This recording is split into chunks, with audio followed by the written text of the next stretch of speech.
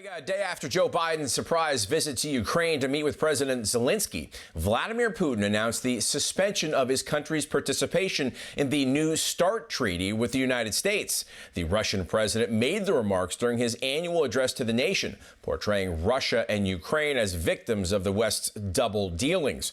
Both the United States and Russia first signed the New START treaty to limit respective nuclear arsenals in April of 2010 under the Obama administration. The treaty calls for both nations to limit the number of nuclear warheads deployed on delivery systems such as intercontinental ballistic missiles, submarines, or heavy bombers to 1,550.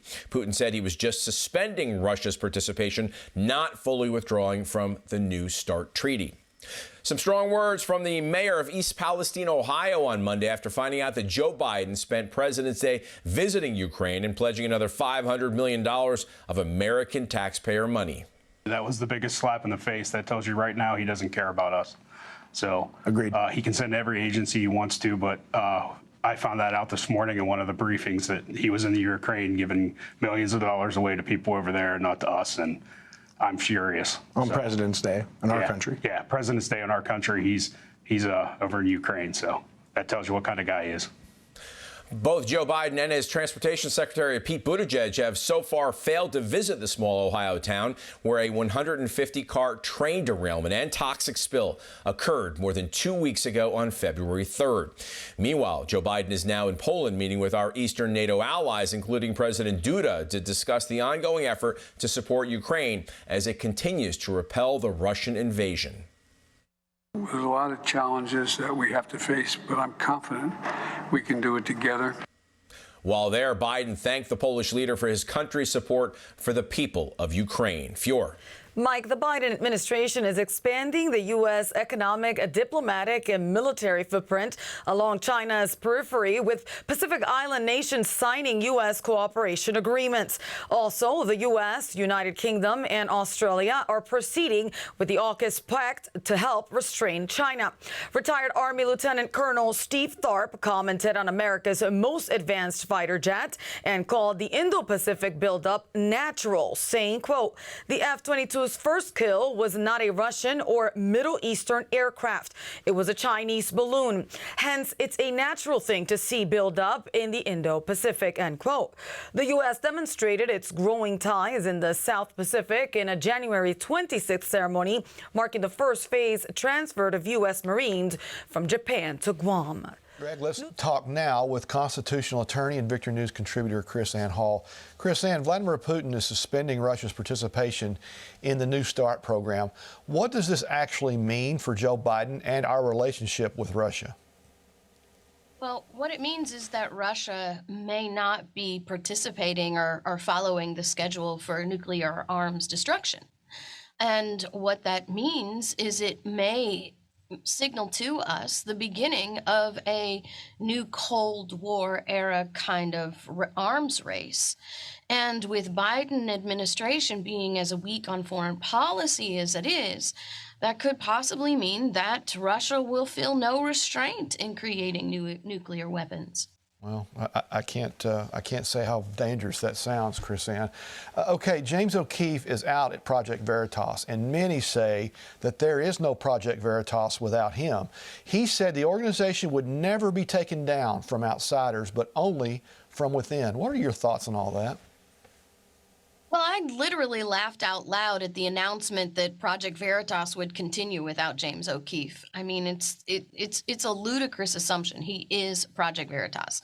I also believe that the kind of person O'Keefe is, he's not going to be out of business for very long. And as a matter of fact, he's already announced there's something up and coming.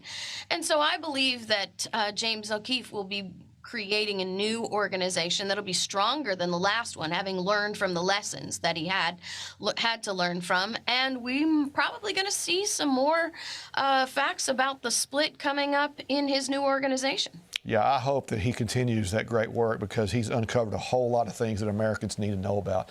While the residents of East Palestine, Ohio continue to cry out for greater federal action, this statement comes from Department of Transportation Secretary Pete Buttigieg on visiting the disaster site and the residents there. Take a listen.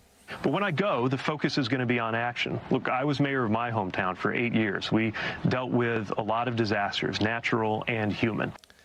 I'll say when he goes. He said when he goes. All right. So will that be, he says he's going to focus on action. Is that good news over 2 weeks into this environmental tragedy? Well, I think the people of the state of Ohio, the government of the state of Ohio and the surrounding states need to take action regardless of what the federal government does. I was an analytical chemist for a chemical plant that created vinyl chloride. So I can tell you the American people are not being told the full dangers of what has happened to Ohio, to the soil, to the water.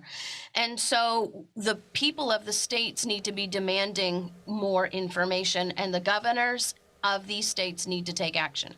That's a good point, Chris. I'd love to ask you about that someday, but I need to get with you on this. Marjorie Taylor Greene, representative from Georgia, said a divorce between the red and blue states is something our founding fathers, is this something they would roll over in their graves in? Is this something that should happen?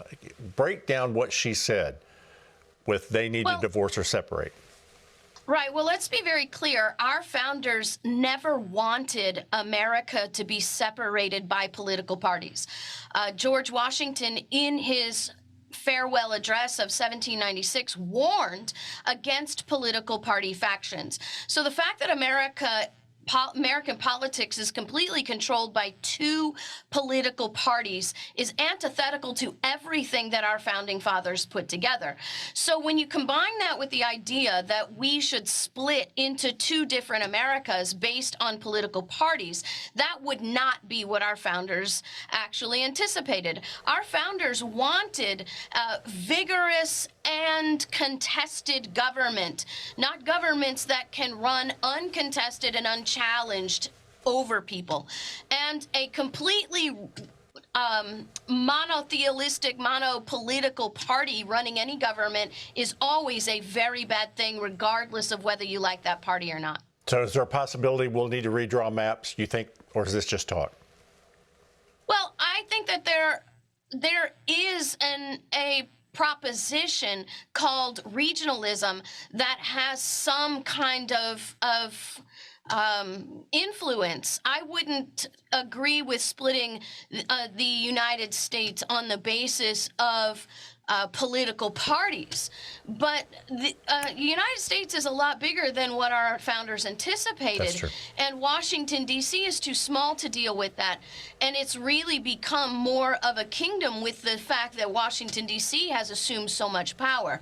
So regionalism is just the breaking up of the Union into representative districts of smaller basis from a federal standpoint. It's very interesting to hear this talk. It takes you all the way back to Lincoln and him holding this union together as we were fighting one another. Chris Ann, thank you so much for the insight.